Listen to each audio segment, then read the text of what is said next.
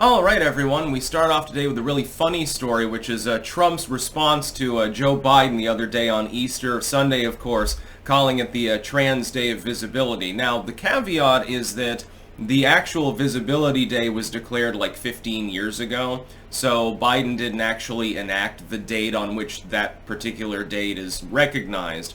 And Easter is a movable feast. It's based on the moon cycles, actually, in spring. So it coincidentally happened to fall on the same day as Trans Visibility Day. Biden obviously does not control lunar cycles. He cannot even control his own words most of the time. But he did issue a proclamation specifically celebrating it, whereas Trump did not do this. You'll remember.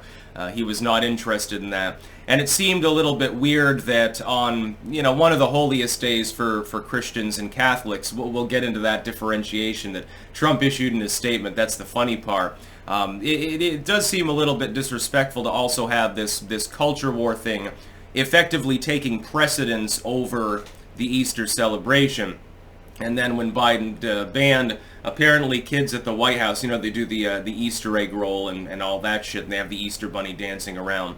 It seemed a little bit weird that they banned religiously themed Easter eggs when they were decorating them. So no crosses allowed on your Easter egg. You can draw a penis on it, I suppose, since it's a fertility holiday, and that is the original meaning, by the way. It's literally the holiday, the eggs, the rabbits, fucking like rabbits in spring, is really all about sex. Christians have adopted that holiday, but still the majority of Americans, when they celebrate it, it's not a pagan ritual. It has nothing to do with, boning in the spring to procreate. It has to do with Jesus, or it has to do with literally just feasting, and coloring eggs and stuff like that. Mainly it's a secular holiday. Secondarily, it's totally Christian. And so Biden's getting into a lot of trouble with that because you didn't really need to do the pronouncement that it was Trans Visibility Day overlapping with Easter. It might have been better to just announce that it's Easter and then as an afterthought say, oh, by the way, happy Trans Visibility Day or something like that. Trump issues a response, right? Link in the description. Not archived, of course. I don't think Disclosed TV is ever going to get banned from Twitter. They don't have a habit of scrubbing their releases either. Trump's counter-pronouncement to Joe Biden was very, very funny. He calls for an apology. But he calls for an apology specifically for Catholics and Christians, making that differentiation. Now, that was an interesting one, and it rankled some Catholics, actually, by the way, because, of course, they say, well, we are the Christian church. It seems that Donald Trump may have an understanding of what I've mentioned before, which is the high church, low church debate that raged over a century ago. The high church, low church debate was basically ritualism versus the common system. So the Book of Common Prayer, each to their own. People would get together in church. It was partially a civic function. It's very Revolutionary era based. The low church sort of system was a renunciation of the kind of rituals that you see within especially Catholicism, and which bled over and eventually enveloped other churches as well. They became more ritualistic. It's a fascinating subject. You should definitely look into high church versus low church debate. It is true that Catholicism deviates wildly from the teachings of Jesus Christ. That is true. I find myself agreeing with the fundies on this, at least on a theological basis, if not ideological. On a theological basis, technically they're right. When people came to the New World, most of them abandoned ritualism. They had a church. It was partially civic in form, used for debates and things like that, and then they would have the Book of Common Prayer. Of course, they would have the Bible, and people would come in and read it at their leisure. They would worship sort of as they pleased. It was understood they believed in the Christian God, but it was left up to people's own conscience what they did. And there was a heavy focus on worship at home. There was a heavy focus on very personal walk with Jesus, as opposed to simply you're exonerated of your sins because you went to a priest.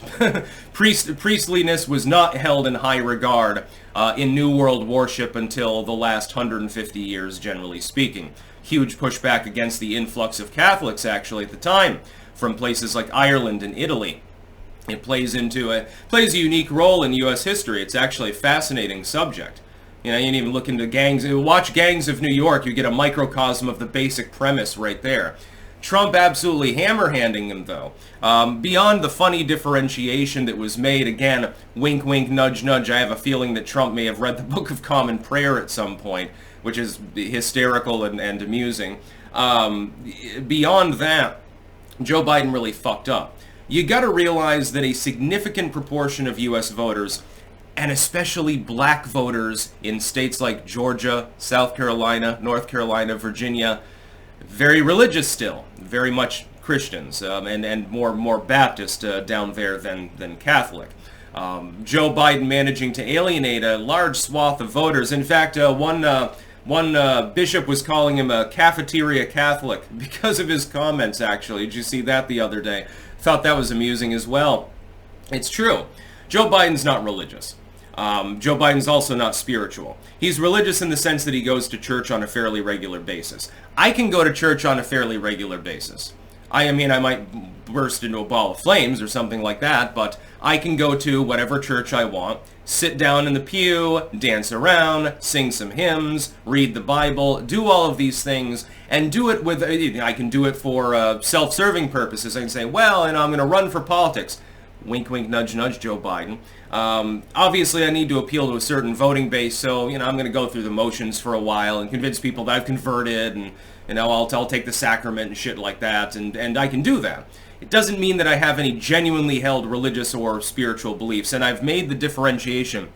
Religiosity and spirituality, and also theism versus atheism, are not the same thing. You can have spiritual views, be very religious, and go to church often, but not really believe in a God. You can believe in a God, but you can completely forsake church services and not have any real spiritual beliefs and just say, oh, there's a God up there. All this other stuff is bullshit. I don't believe in miracles or ghosts or anything like that. Or you can be any combination of these things. There's definitely some sort of system for you out there, no matter what combination you have. For instance, I'm apatheistic, which means I don't believe or disbelieve in a deity or cosmic force or something like that. I've forsaken the argument because it's impossible to actually have the argument. There's no way to know. Unless Jesus comes down from the sky. Well, if that happens, then I guess, theism is correct. Until then, jury's still out. Or Iblis flying across the desert or something like that. I'm spiritual.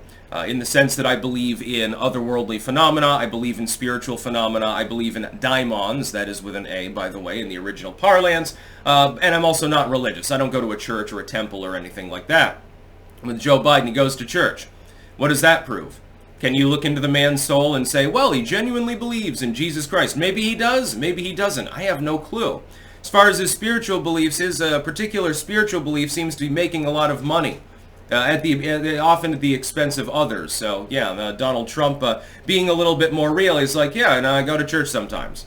I'm a Christian. He sells Bibles, for Christ's sake. It's hilarious, and obviously his God is egotistical as well, just to be clear. In politics, you're not going to find a lot of people who are genuinely religious, unless they come from a highly religious area, and so they're comfortable in their own skin, and even then sometimes it's pretense.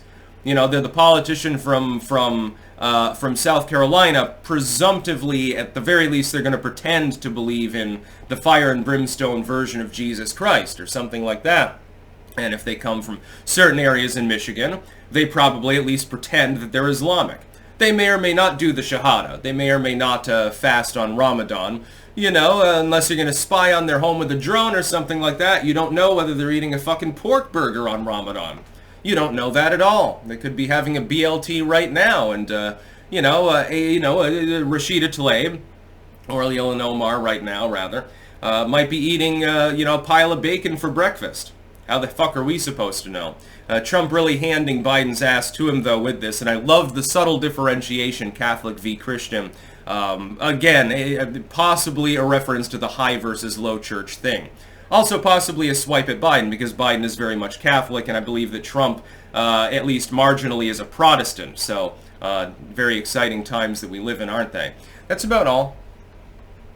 Peace out.